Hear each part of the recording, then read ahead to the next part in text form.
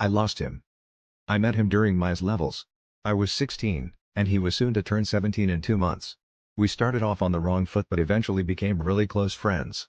We both came from backgrounds where even looking at the opposite gender was considered a sin. At first, we only texted, but over time, we started going to cafes to study together and became best friends. I have always struggled with physics and maths, and he tutored me despite having his own exams. That was the first thing that softened my heart towards him. Without his help, I would have never completed my A-levels. Coming from a community where one is shamed for everything, he did countless things for me and was there for me during some of the most difficult moments of my life. When my mother passed away, he stood by me through everything. After A-levels, I moved to China while he remained in England. We kept in touch for the next 2 years. There was even a time he flew to China when I had a liver transplant. I loved him deeply, but I never admitted it to myself or to anyone else.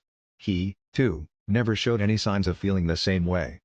Like all good things, even our friendship came to an end. My father, who had been undergoing therapy since my mother's death, took his own life. After that, I stopped my education and started working. There were no debts, but I had no one to rely on. I withdrew from everything, lost my social life, and never spoke to him again, not because I wanted to, but because, subconsciously, I lost interest in everything. Last year, I received an email, his wedding invitation. Even after 10 years, I still loved him.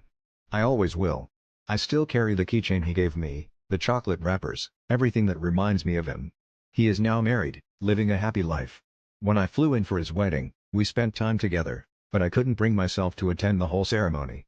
Instead, I watched from the last row and left before giving him my regards. That same day, I took a flight back to China. I haven't been the same since. I still love him more than anything, and I always will. I don't think I will ever date or get married. I don't want to, because I know I will never stop loving him. I refuse to hurt someone else because of my unrequited feelings. I lost him.